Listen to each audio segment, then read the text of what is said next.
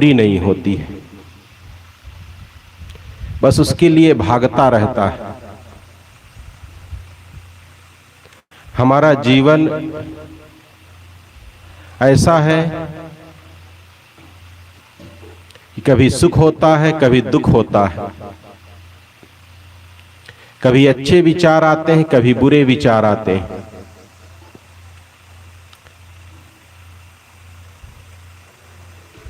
लेकिन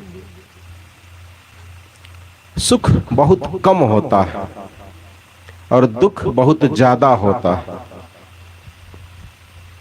जो भी हमारे साथी ने उदाहरण दिया कि गधा धीमे चलता था तो मालिक ने उसके सामने गाजर लटका दी, अब वो गाजर खाने के लिए तेज चलने लगा, दौड़ने लगा। लेकिन बंधुओं, ये कहानी किसी दूसरे गधे की नहीं,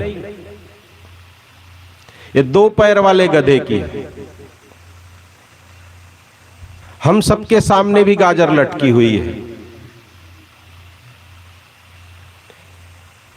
सुख की, माया की, मोह की, धन की, पैसा की, और उसी को पकड़ने के लिए जब से होश संभाले तब से दौड़ रहे।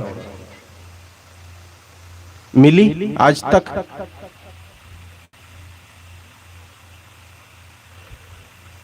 जीवन में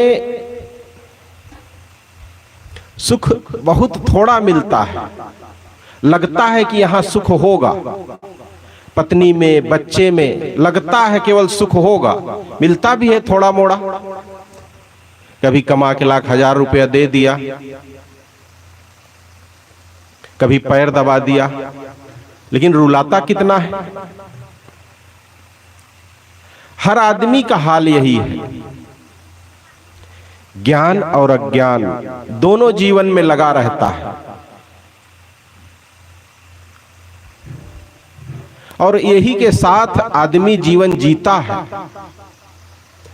जिसका ज्ञान बढ़ जाता है उसके जीवन से दुख खत्म हो जाता है, और जिसके जीवन में ज्ञान बढ़ जाता है उसके जीवन में दुख बढ़ जाता है।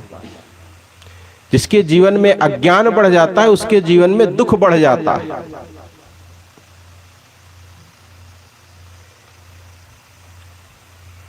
ये दो चक्के की गाड़ी है जीवन, इन्हीं के सहारे चलती है। कबीर साहब एक उलटवासी बहुत प्रसिद्ध है, एक रूपक देते हैं कि एक व्यक्ति है और उसके दो पत्नियां। अब दो पत्नी के साथ कैसे जीवन गुजरता है। बलम संग सोई गई दो जनी, एक ब्याही एक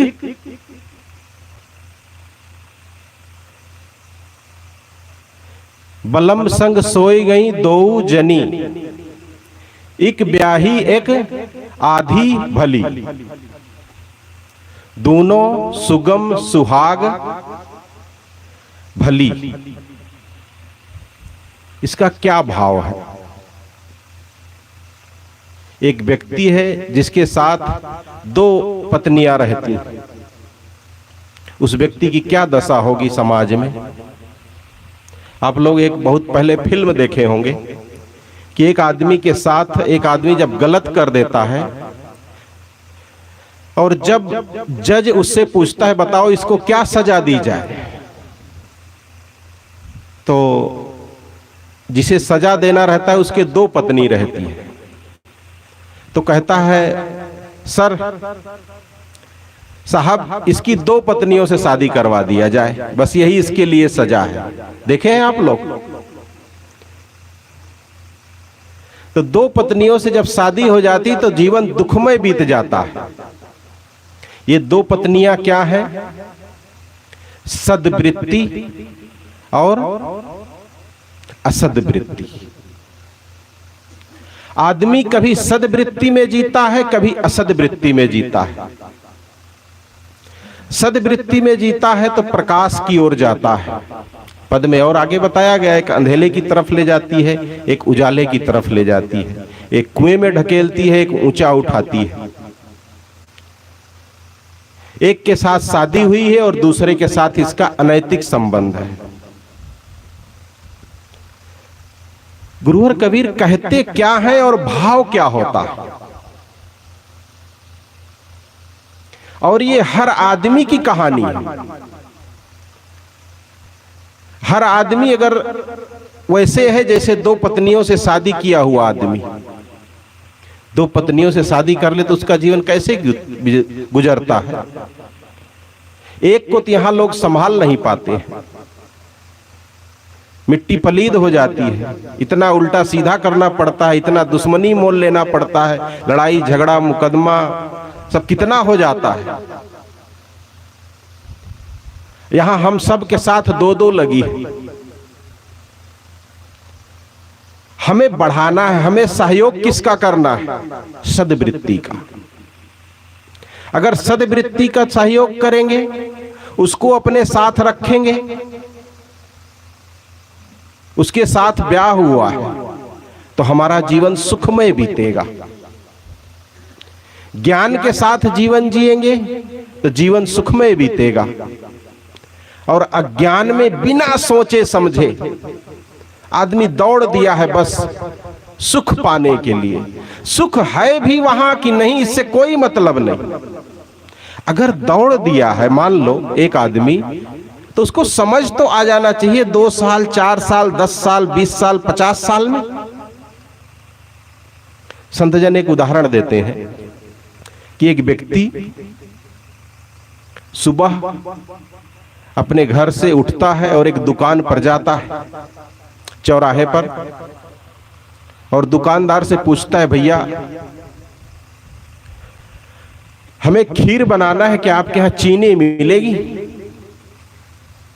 जानते वो दुकान पर लिखा था रेडीमेड फैंसी दुकान। समझ गए होंगे क्या बिकता है वहां? कपड़े। वो आदमी तो पहले ऊपर से नीचे तक देखता है उसको कि आदमी है कैसा, आखिर हमसे आके चीनी मांग रहा है। कपड़े की दुकान पर अगर कोई जाके चीनी मांगे तो आदमी कैसा होगा? मूर्ख ही होगा ना। वो दुकानदार भी सोचा चलो हमसे क्या मतलब, वो कहे चीनी नहीं है। वो कहा अच्छा चलो, लौट आया, घर आ गया। दूसरे दिन फिर 9 बजते वही दुकान पर पहुंचाओ, पूछता है भाई साहब चीनी है क्या? वो कहता है कल तो इसको बताया था चीनी नहीं है, फिर आ गया ये, लगता है पूरा खिसक गया। वो कहा नहीं मैं चीनी नहीं बेचता हूं, चीनी नहीं है मेरे पास। फिर वापस आ गया। अब फिर तीसरे दिन वो पहुंच गया, फिर चौथे दिन भी पहुंच गया। अब वो रोज का नियम बना लिया, उस दुकानदार के पास जाता और पूछता भैया चीनी मिलेगी? और दुकानदार भी अब कहे चलो 1 सेकंड में काम तमाम हो जाता, इसके मुंह कौन लगे।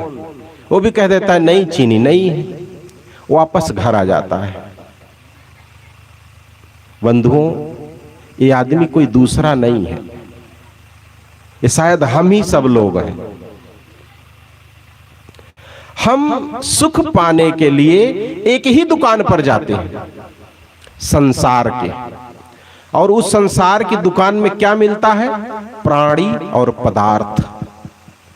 पत्नी कह लो, बच्चे कह लो, बेटा कह लो, रुपया के बंडल कह लो, जमीन कह लो, गाड़ी कह लो, मकान कह लो।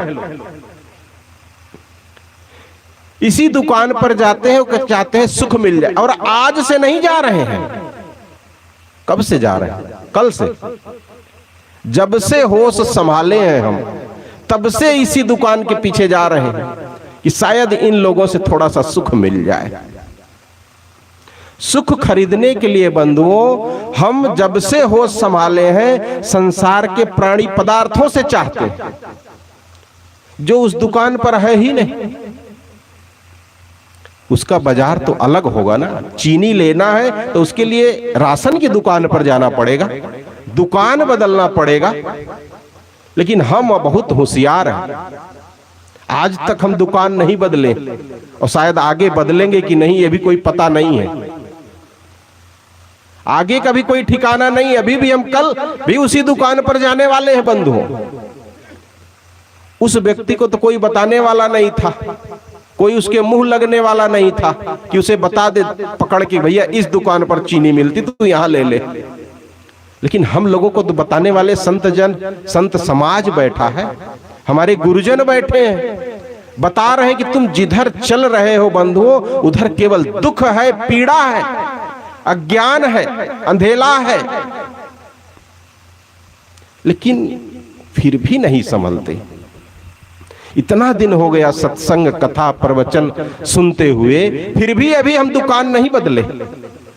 अभी भी कहो सत्संग में चलना है, एक दिन 2 दिन के लिए गांव में बेचारे कितनी मेहनत से सत्संग करवा रहे हैं कि लोगों का लाभ हो, लोग सुने। लेकिन अभी भी लोग वहां नहीं पहुंच पाते। अगर यही कहीं अभी खेल तमाशा हो जाए, नाच बाजा हो जाए, तब यहां जगह नहीं मिलेगी लोगों को। क्यों? क्योंकि सबके पास दूसरी पत्नी लगी हुई है, असद वृत्ति, दुर्बुद्धि, अज्ञान। और इस अज्ञान में पड़ करके लोग अपना सुख जहां नहीं है वहां ढूंढ रहे हैं। कोई पानी में ढूंढता है, कोई पत्थर में ढूंढता है, कोई जमुना में ढूंढता है, कोई गंगा में ढूंढता है, कोई डुबकी लगा के अपने जीवन को शांत करना चाहता है। क्या संभव है? नहीं हो सकता है। उसके लिए हमें अपने आप को बदलना होगा, संतों के पास जाना होगा, सत्संग में जाना होगा। वही हमें हाथ पकड़ करके बताते हैं कि तुम जहां जो ढूंढ रहे हो वो वहां नहीं है। अपना समय मत बर्बाद करो। ये जीवन बहुत अमूल्य है, बहुत कीमती है।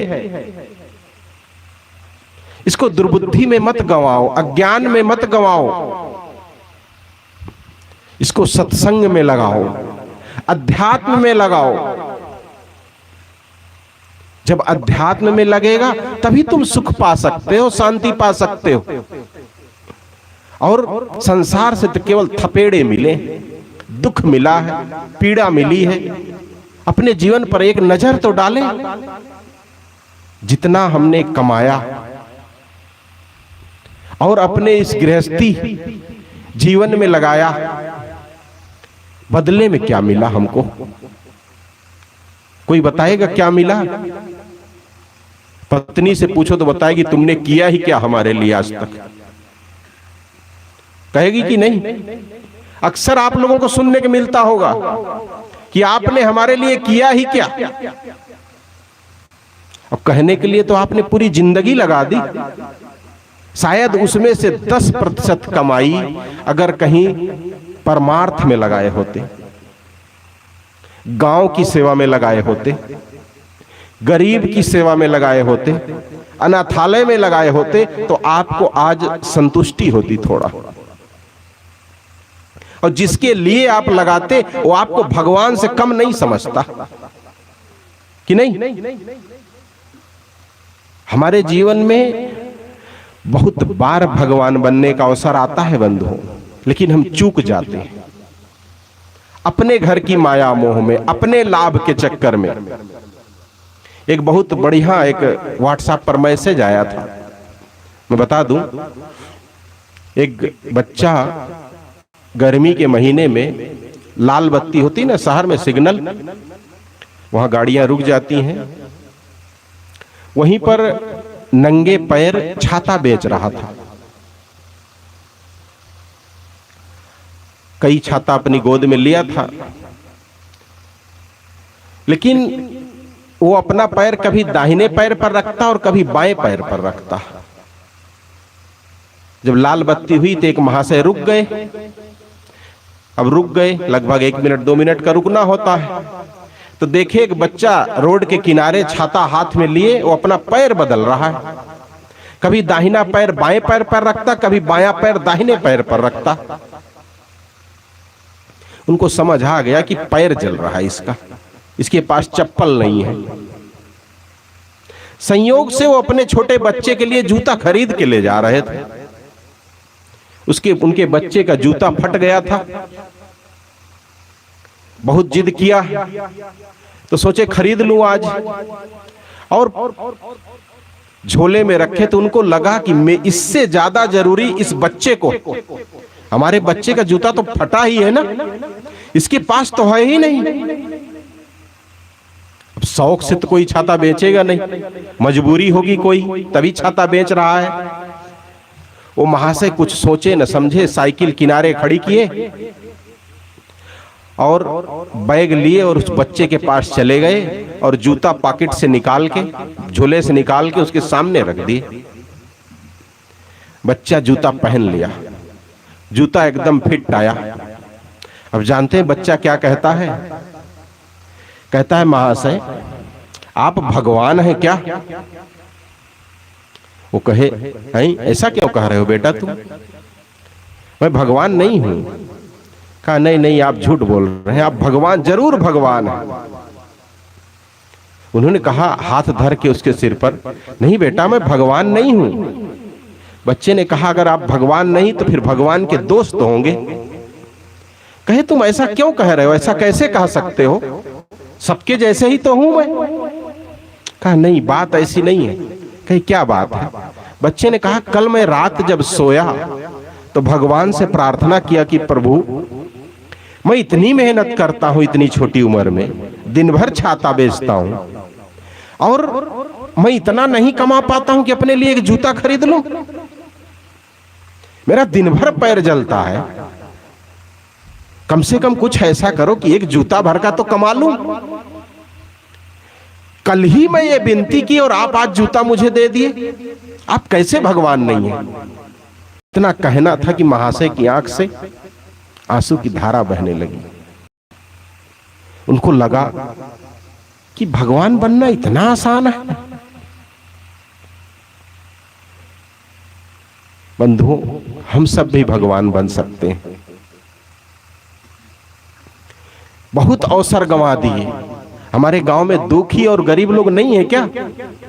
हम दुखी गरीब लोगों को, असहाय लोगों को नहीं देखे हैं क्या? बहुतों को देखे, आंख फेर लिए और चल दिए। ये धन किस काम का? ये धन किस काम का? फिर जहां लगा रहे वहां से केवल लात मिल रही है, थपेड़े मिल रहे हैं, ठोकर मिल रही है, तिरस्कार मिल रहा है, अपमान मिल रहा है, दुख मिल रहा है, पीड़ा मिल रही है। इसके अलावा क्या मिला आज तक हमें? बंधुओं जो समय गया गया उसको जाने दीजिए। अब जो समय बचा है उसे सद्वृत्ति के साथ, ज्ञान के साथ जी लीजिए। अज्ञान के साथ जी के देख लिए, कुछ हाथ हासिल नहीं हुआ, कुछ परोपकार और धर्म कमा लें, सत्संग कमा लें, अपने जीवन को अज्ञान से ज्ञान की ओर ले जाएं। तो गुरुवर कबीर जो संदेश देते हैं, बलम संग सोई गई दो जनी। इस मनुष्य के साथ दो वृत्तियां लगी रहती है, एक सद्वृत्ति एक असद्वृत्ति, एक ज्ञान वृत्ति एक अज्ञान वृत्ति, एक सद्बुद्धि एक दुर्बुद्धि। हमें विवेक करना है, हमें मेहनत करनी है कि हम सद्वृत्ति के साथ जीवन जिए, ज्ञान के साथ जीवन जिए। यही गुरुवर कबीर का संदेश है और यही संत जन का उपदेश है और यही सत्संग का सार है और यही हमारा जीवन भी बताता है कि आपने अभी तक जहां अपना धन और तन और मन लगाया वहां से ठोकर मिली है। अब जो समय बचा है उसे ऐसी जगह लगाओ जहां से तुम्हें ठोकर न मिले। बस इतना ही कहकर मैं अपनी बात को यहीं विराम देता हूं। बोलिए सद्गुरुदेव की जय। अभी हम लोग साहेब के सुंदर विचारों से लाभान्वित हो रहे थे। सचमुच वस्तु अंतय खोजे अंतय क्यों कर आवे हाथ। वस्तु कहीं और है, खोजते कहीं और है, कहां से आएगा? हम तो भगवान को खोजते हैं कहां पर? पानी में, पेड़ में, पत्थर में, फोटो में। वहां भगवान नहीं है। असली भगवान तो सबके भीतर है, प्राणियों में है, केवल मनुष्य में नहीं, हर प्राणी में भगवान है। जहां भगवान नहीं है उसको भगवान मानते हैं, और जो भगवान है उसको क्या करते हैं, काट देते हैं। पत्थर के आगे ले गए, सजीव प्राणी को वहां काट दिए, उसको भगवान मानते हैं, और जिसमें भगवान है उसको काट देते हैं। कितनी हमारी ये दुर्बुद्धि है। ऐसा नहीं होना चाहिए। कबीर साहब ने कहते हैं, क्या कहते हैं, राम रमे ते कुकुरी के पूता। अरे राम तो कुत्ते के पिल्ले में भी है। तुम कम से कम आंख तो खोलो, सद्ज्ञान तो खोलो, तो समझ में आएगा कि असली भगवान कहाँ है। नकली भगवान के लिए हम, नकली भगवान के चलते हम असली भगवान को कितना दुख देते हैं। ऐसा नहीं होना चाहिए। हम अपने ज्ञान चक्षु को खोलना चाहिए। तो सुंदर विचारों से अभी लाभान्वित हो रहे थे। अब हमारे बीच मंचासीन हैं पूज्य संत श्री सत्येंद्र साहब जी। मैं आपसे निवेदन करता हूं कि आप अपने विचारों से हम सबको लाभान्वित करें।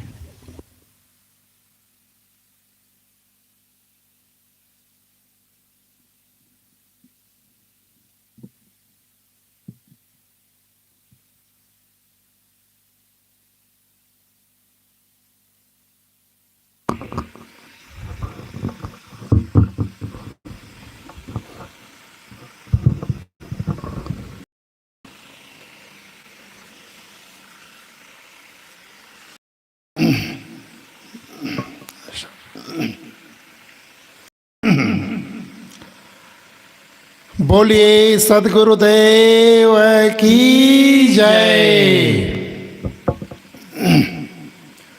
पूजनीय संत समाज, सत्संग प्रेमी सज्जनों, श्रद्धा मूर्ति देवियों, अभी हम लोग साथी श्री करमचंद जी द्वारा बहुत सुंदर विचार सुन रहे थे।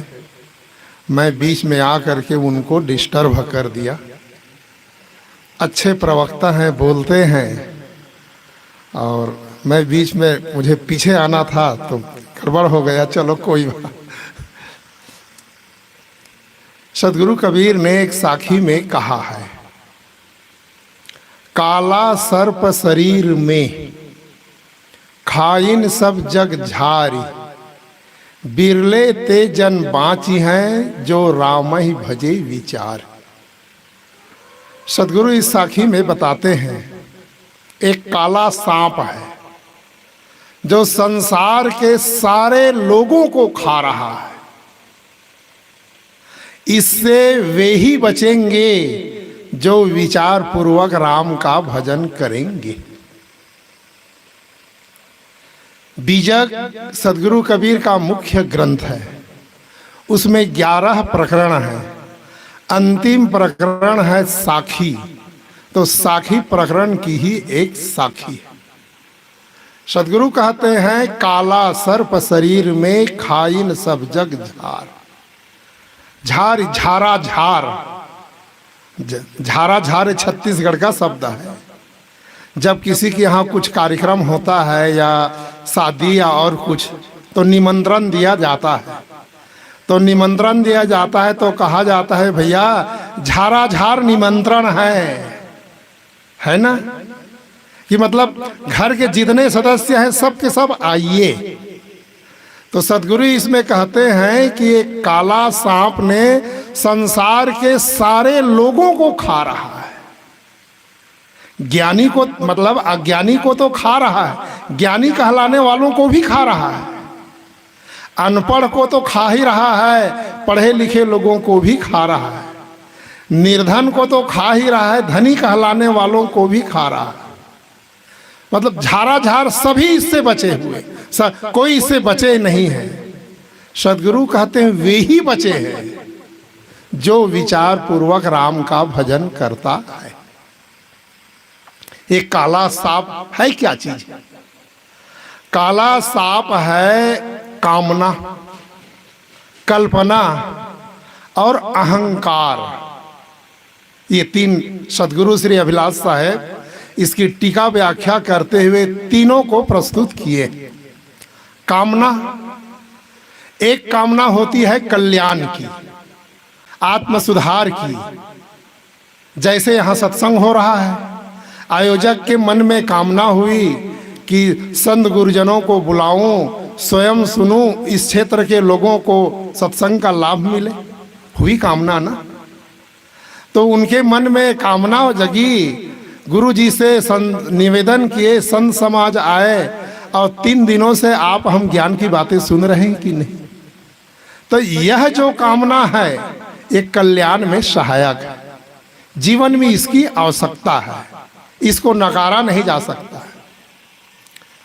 कामना हम लोगों के भी मन में, आप यहाँ जितने भी लोग हैं सबके मन में कामना होती है कि चलो अमुक गांव में संत सम्मेलन हो रहा है, सत्संग हो रहा है, जाना चाहिए। दिन रात के उलझनों से कुछ समय निकाल करके संतों के वाणी वचन सुनना चाहिए। तो यह कामना तो कल्याण में सहायक है, इसकी आवश्यकता है। इसके बिना जीवन निखर नहीं सकता, इसके बिना हमें आत्मिक रोशनी मिल नहीं सकती है। किंतु यहाँ कामना का अर्थ है और की चाहना, मतलब तृष्णा में डूबे रहना। जीवन है, जीवन गुजर के लिए धन चाहिए, नकारा नहीं जाता। की चाहना में पड़े रहना, यह कामना जिसको डस लिया है वो कभी बचने वाला नहीं। लोगों की आज वृत्ति ही हो गई है, जैसे मैं कहा धन की आवश्यकता है, पैसे की है, किंतु कुछ लोगों की यहाँ तक चाह है, यहाँ तक वे पड़े हुए हैं कि पैसे पैसे पैसे, अब मिले चाहे जैसे, चाहे भाई की हत्या ही करना न पड़े, भाई के साथ और पता नहीं क्या क्या हो रहा है। कुर्सी के लिए आप देख ही रहे हैं राजकाज में क्या हो रहा है। और आदमी कैसे हमें धन मिले इसके लिए पता नहीं क्या क्या कर रहा है। तो यह कामना जिसको एक बार डस लिया है वो जल्दी छूटता नहीं है। कितने लोगों को समझाइए कि भैया क्यों इतनी तृष्णा में पड़े हो, क्यों इतनी कल्पना में पड़े हो, कहते हैबिट, आदत बनी हुई है, कैसे हम छोड़ दे। यह है तो सदगुरु कहते हैं कि जिसको ये डसा है वो जल्दी छूटता नहीं। और दूसरा है कल्पना। कल्पना भी एक सर्प है, जिसको भी एक बार डस लिया जल्दी छूटता नहीं। कल्पना क्या कि मेरा प्राप्तव्य मुझसे अलग है और जब तक उसकी प्राप्ति नहीं होगी मुझे शांति नहीं मिल सकती, यह भी कल्पना है। और इस कल्पना में अच्छे अच्छे साधक कहलाने वाले पड़े हुए हैं। उनकी साधना में कोई कमी नहीं है, तपस्या में कोई कमी नहीं है, त्याग वैराग्य में कोई कमी नहीं है, किंतु वह अपना प्राप्तव्य अपने से अलग ढूंढ रहा है। और ऐसे लोगों को समझाइए कि आत्मा ही परमात्मा है, जीव ही शिव है, जीव से अलग शिव कहीं नहीं है, कभी सुनने वाले नहीं। तो जिन्हें भी ये डस लिया है वो ऐसा फुफकार मार रहा है कि उनको लाख ज्ञान की बातें बताइए वो सुनने वाला नहीं। और तीसरा है अहंकार। ये अहंकार ऐसा सर्प है, ऐसा सर्प है कि जल्दी छूटने वाला, जल्दी छूटता नहीं। और हमारे मन में अनेक चीजों का अहंकार हो गया। धन का अहंकार तो होता ही है, परिवार का होता ही, प्रसिद्धि का होता ही, कुर्सी का तो होता ही, कुर्सी का होता ही है। प्रवक्ता हो गए तो प्रवचन बोलना सीख गए तो प्रवचन करने का हक, आखिर मेरे अलावा कौन है। भक्ति मार्ग में लग गए तो भगत होने का अहंकार, साधु बन गए तो साधुता का अहंकार। अरे मैं इतने वर्षों का साधु हूं, यह भी तो अहंकार है। और यही अहंकार ही हमें डुबो रहा है, यही अहंकार ही हमें संसार में ढकेल रहा है। देखिए प्रसिद्ध उदाहरण आप लोग जानते, बहुत चर्चित, रावण उत्तम कुल में उत्पन्न हुआ था, चारों वेदों का प्रकांड पंडित था, वेदों का भाष्यकार था और रावण योग्य आदमी